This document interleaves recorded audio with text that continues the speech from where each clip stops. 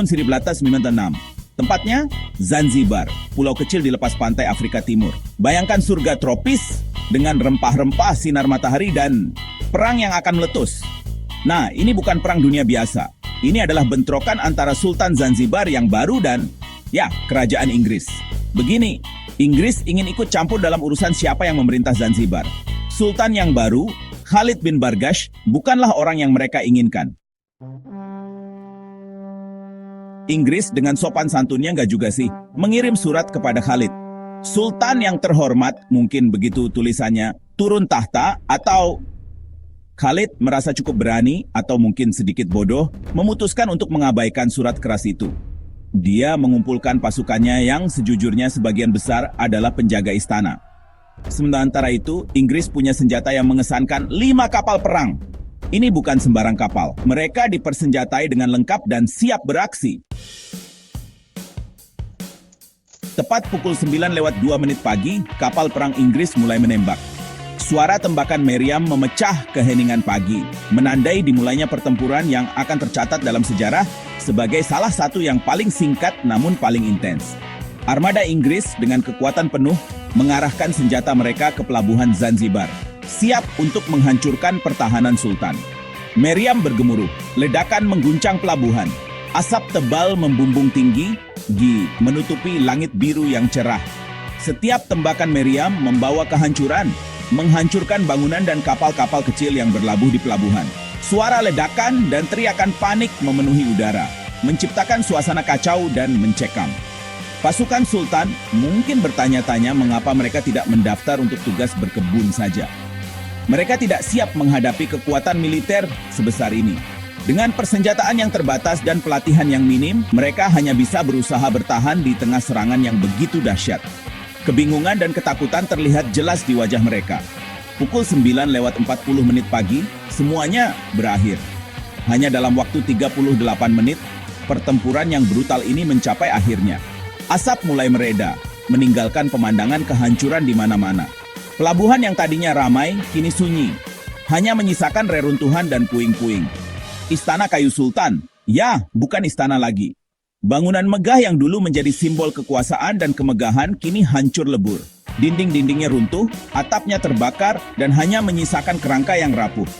Ini adalah akhir dari sebuah era bagi Zanzibar.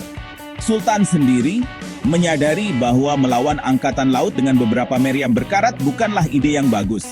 Memutuskan untuk menghilang.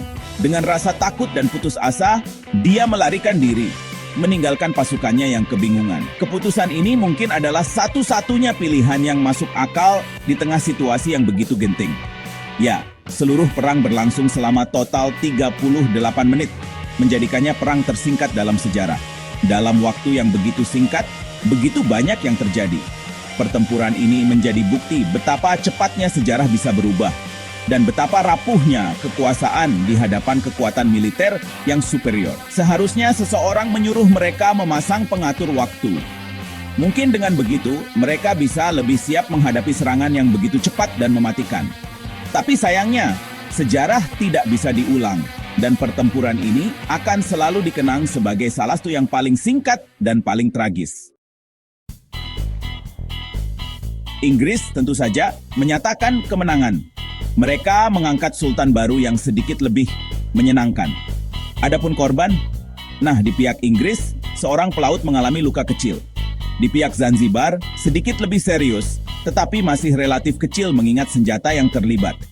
Perang 38 menit itu menjadi legenda. Sebuah kisah yang diceritakan kembali dengan campuran rasa geli dan tak percaya.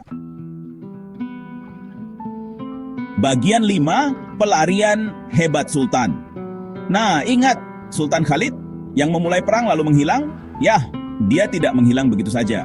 Dia sebenarnya melarikan diri ke konsulat Jerman, tempat dia hidup dengan nyaman selama beberapa tahun. Inggris dengan sportifnya tidak pernah menangkapnya. Mereka mungkin mengira dia telah belajar dari kesalahannya tentang berkelahi dengan negara adidaya angkatan laut. Bagian 6, warisan tawa. Perang Anglo-Zanzibar mungkin singkat, tetapi warisannya panjang, setidaknya di Departemen Humor.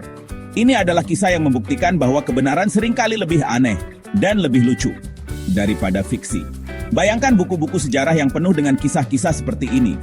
Itu akan membuat belajar tentang masa lalu jauh lebih menghibur.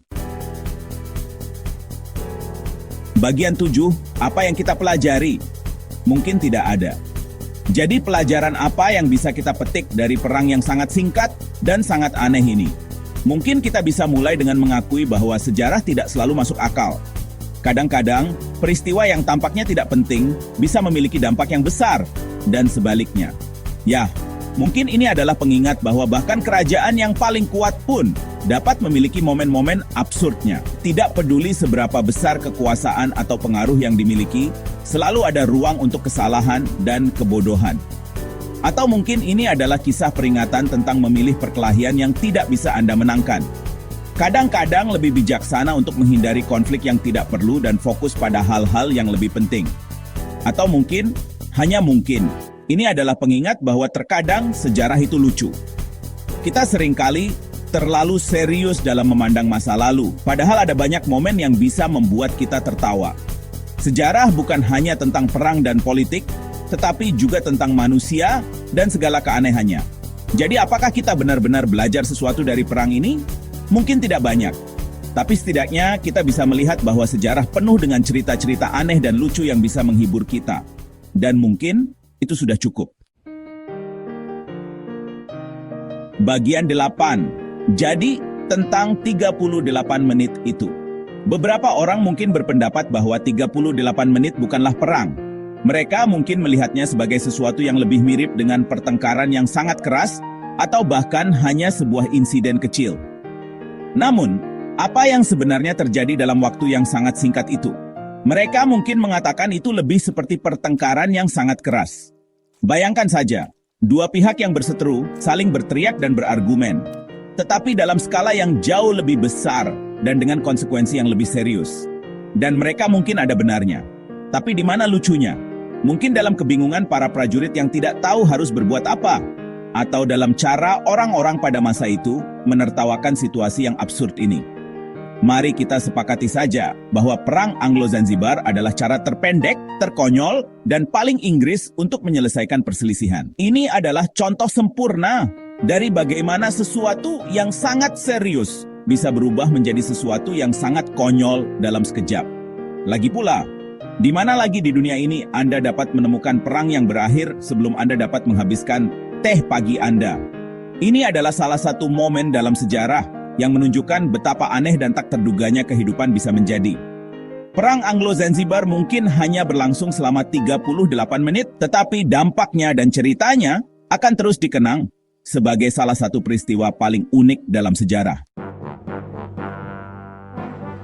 Bagian 9, ingin mendengar lelucon tentang perang?